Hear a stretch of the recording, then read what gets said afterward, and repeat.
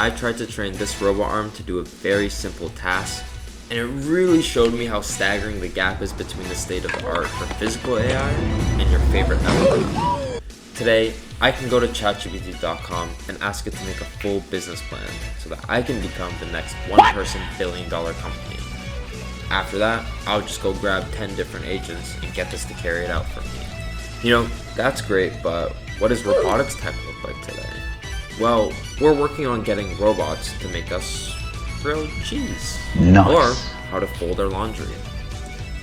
For LLMs, we have very well-known, reputable benchmarks like GDPval, CyberGym, and SweetBench. But for robots, we got benchmarks like box assembly, laundry, and making espresso. And so I wanted to take matters into my own hands and speedrun an experiment over a weekend with a friend of mine. This is so we can explore the state of robotics foundational models. So I bought a robot arm that had the fastest shipping time off Amazon, found on Raspberry Pi. I bought about half a year ago and just got straight to work. Within an hour, I was able to send commands through the Raspberry Pi and then send them to the robot arm, which has been set up using a ROS2 node. Easy money. Now, this is good, but sending pre-programmed instructions to a robot is really nothing new. It's how you see all of the robot dancing or the Boston Dynamics obstacle courses.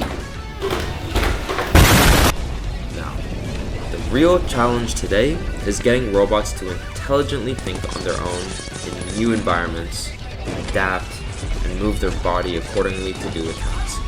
How can we use AI? What if, similar to telling an LLM, write me a poem, we can tell a robot to make me a sandwich? But enough LLM talk. Let's talk about VLAs, also known as Vision Language Action Models. To understand VLAs, we first need to understand VLMs. Now, VLMs are models that can reason over both images and text. You may have heard that silly little buzzword called multimodal, and that just means being able to work in different modes, like both images and text. Now, VLMs can basically read images in the same representation as text tokens, and of course, the output of a VLM is also text. So, when you go to chatgpt.com, upload a picture asking if you're good looking, the model is using a VLM style architecture under the hood. And it is also most likely telling you whatever you want to hear. What the hell? Now, a VLA is simply an extension of a VLM. But instead of outputting text, now it is outputting actions. And for a robot, that would mean motor commands. So, move this joint 3 degrees, or close the gripper, or rotate the wrist. And this is all very exciting because now that means we can use the same intelligence that we have from these models we previously developed that work quite well and work in the physical world. And so, since we need video feed to determine the next action command our robot should take, let's return to our adventure and strap a GoPro on that bad boy. So, in the limited time I have together with my friend, we decided, let's see if we can get it to pick up some styrofoam cubes. The plan here is to take an open source foundational robotics model, in our case, Pi 0.5, and then fine tune it using teleoperated data, then deploy it, and then try it out. So we set up both of our arms pick it to up, make bro. sure that the teleoperation works out as expected. Yo, you got it, bro. Hey! Yo, give me that shit. Give me that shit. Oh. Yo, give me that. Now that we have the setup and we got our little styrofoam cubes, we just needed to collect a few hours of training data for the fine-tuning process. After some time, I switched to using paper crumples instead to prevent this from constantly.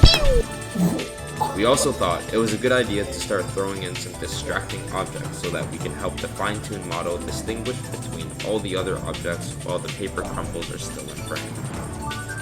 And so after getting super tired of standing there for 3 hours, going into 3, 4 a.m., We thought this was sufficient data and just got to training.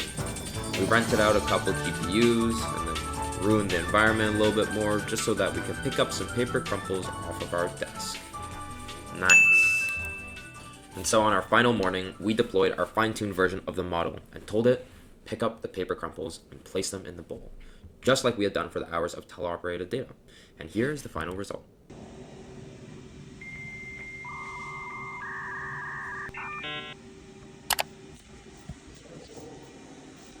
What the hell?